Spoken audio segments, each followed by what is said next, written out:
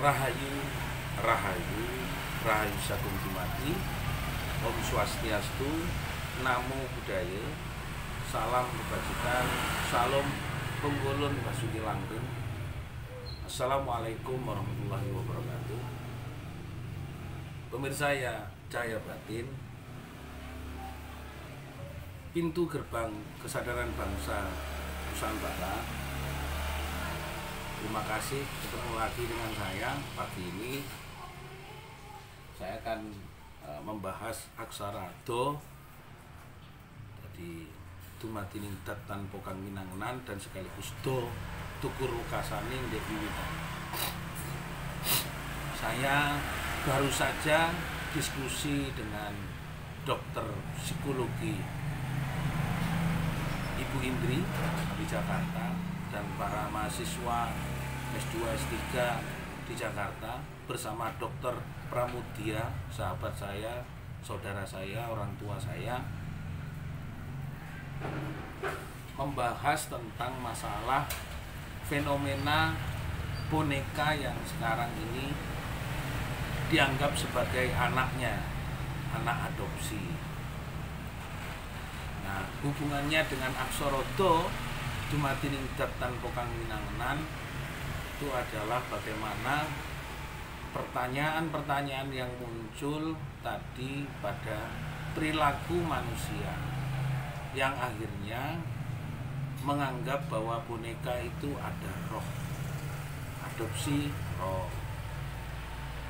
Lalu juga fenomena yang banyak di lingkungan Jawa ini kan semuanya hampir sama.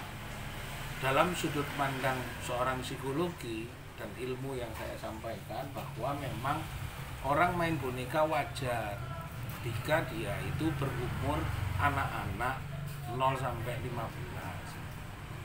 Tidak di dalam rangka dianggap sebagai perilaku menyimpang atau perilaku yang berbeda. Maaf, kalimat menyimpang kayaknya kurang bagus. Perilaku yang berbeda. Karena dia memang pada umur salbiah bermain-main. Namun ketika masih umur pada waktu ma'ani, juga dia harus belajar dari sebuah perilaku itu sendiri, maka juga tidak masuk dalam rangka kecuali ada perubahan secara fisik dari manusia tersebut mengalami perubahan. Namun jika dia di umur maknawiyah, yaitu 30 sampai 45, masih bermain boneka, lalu juga merasakan bahwa itu harus mengadopsi boneka itu seperti itu, juga ada dua persoalan. Persoalan yang pertama, apakah itu sebagai kesenian, seperti kalau kita melihat ada jailangkung. Yang kedua, ada permainan kesenian tradisi sebagai upacara. Beda kalau itu sebagai upacara adat di dalam rangka penghargaan terhadap leluhur kepada tantranya, patung bayinya, patung kuranya, patung apa saja, itu sebagai ritual di dalam proses mengagungkan leluhur yang menciptakan kebaikan di alam semesta.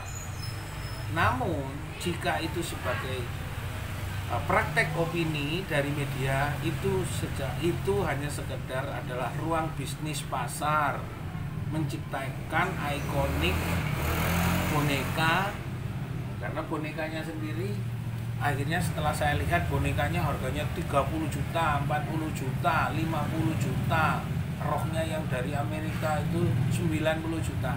Itu bukan semata-mata sebagai perilaku yang dianggap tadi trading roh atau jualan roh. Itu jualan boneka. Jadi itu sebenarnya bisnis, sama dengan bisnis mobil, bisnis HP, bisnis ini. Tapi memang seorang manajemen media mampu mendirect atau mampu membuat format baru seakan-akan ini jualan. Jadi jualan boneka plus roh. Dulu juga ada jualan jin dalam botol, jualan ini untuk bisa begini, tidak bisa. Saya katakan bahwa alam seperti itu, di dalam alam kemuliaan harusnya kita bersandingan, bukan diperintah dan memerintah. Karena memerintah yang gaib kita sendiri yang di dalam ini gaib. Kita yang di dalam, bukan yang di luar. Saya katakan kepada pakar psikologi bahwa kalau Anda dokter umum kan ngobati yang luar. Tapi kalau psikologi itu mengobati yang tidak ada. Maka itu adalah tingkat ilmu yang tinggi karena mampu mendiagnosa yang tidak ada tapi masih dalam proses penyembuhan sempurna. Apakah betul Pak Topik itu orang mengobati dengan betul bagi orang yang mampu memahami dan berkomunikasi dengan alam tersebut, tapi tidak dalam rangka untuk sebagai happening art atau theater art atau kesurupan art atau mendo-mendo art atau demit art. Itu nanti makanya akhirnya kita salah. Beda bagi mereka yang sudah punya ilmu leluhur, seperti saudara saya di Kalimantan sudah dekat dengan ilmu leluhur. Saudara saja di Semeru, di Kawi, di Arjuno, di Sunda, di Sumatera pedalaman, di Papua pedalaman, ilmu hudok, ilmu Sulawesi, para bisu, itu juga semuanya bisa. Karena apa? Bukan karena apa-apa, karena dia dekat dengan berkomunikasi intensif dalam ilmu keluhuran untuk berdekat dan selalu berangkulan kepasrahannya hanya kepada Allah, kepada Gusti Kang Akarya Jagat. Jadi tidak dalam rangka untuk menghadirkan yang lain selain Sang Pencipta. Maka kalau masih ada orang melahirkan yang lain berarti belum kenal yang menciptakan alam dan yang menciptakan kita. Yang kita cari sebenarnya adalah dumadining dat ini. Kita ini yang asli ciptaan dari Sang Maha Pencipta. Bukan tulisan yang kita fotokopi, bukan tulisan yang kita lihat di percetakan. Yang kita lihat adalah sikap-sikap kepasrahan kita, ketaatan kita, rasa ingat kita, iman kita kepada Sang Pencipta, bersihnya pikiran dan bersihnya hati karena Sang Pencipta, bersihnya hati dan pikiran karena yang diberikan Sang Pencipta. Maka kita sendiri harus mampu untuk melihat dat dukur wekasane ndek wiwitane. Belajar dari ilmu pengetahuan yang tinggi, harus belajar dari yang bawah. Untuk menjadi orang yang tinggi harus belajar dari yang bawah.